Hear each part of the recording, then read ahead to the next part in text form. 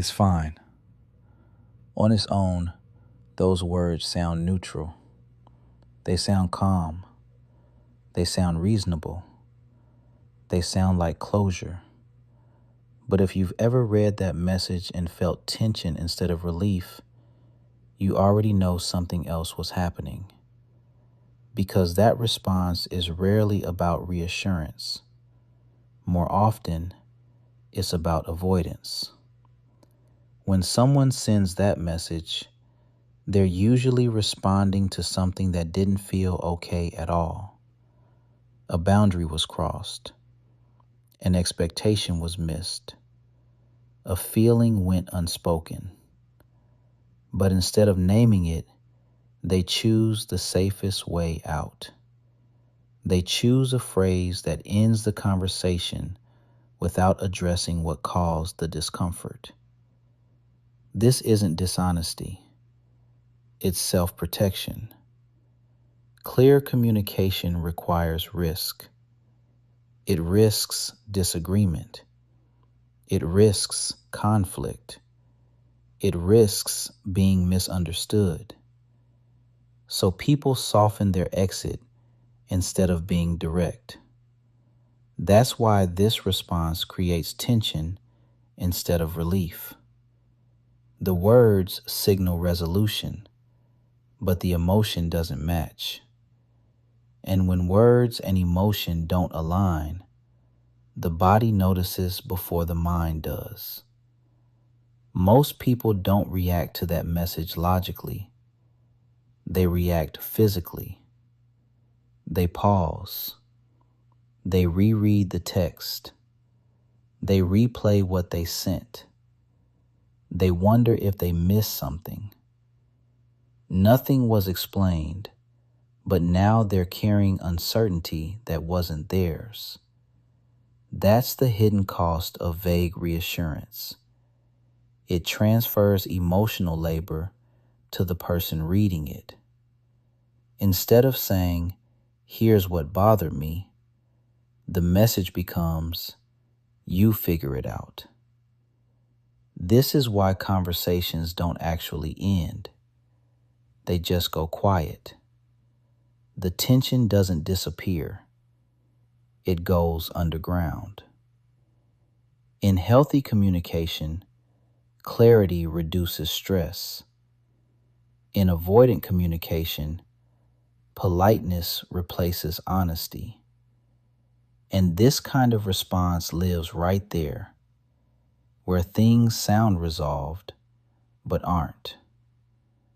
There's also a subtle power dynamic at play.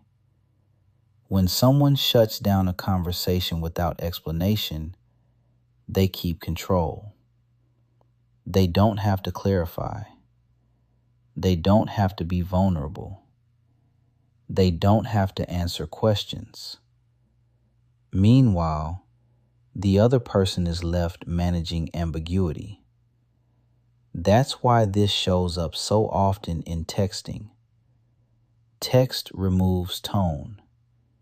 It removes context. It removes immediate repair.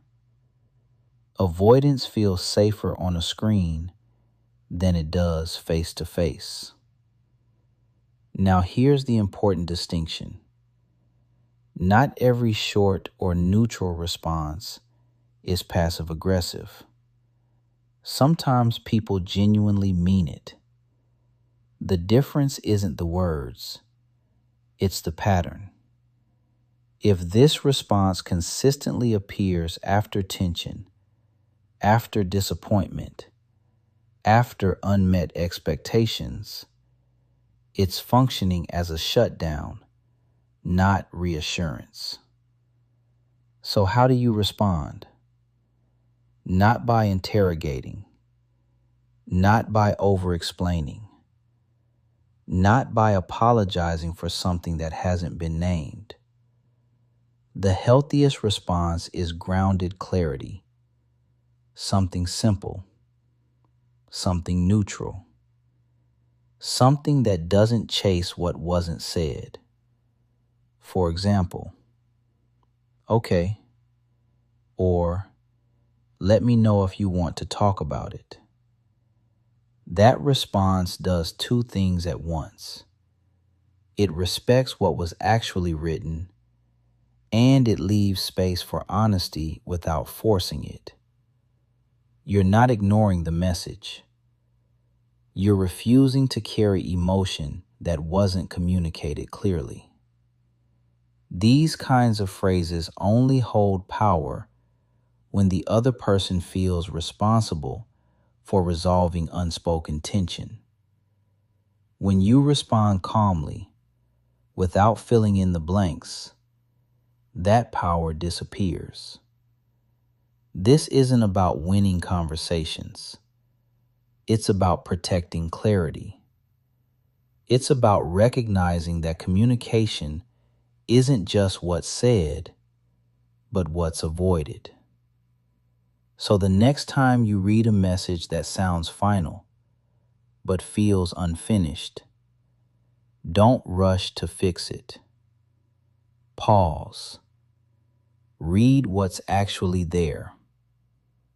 Respond to the words, not the anxiety they trigger. Because peace in communication doesn't come from decoding hidden meanings. It comes from staying grounded in what's actually been said.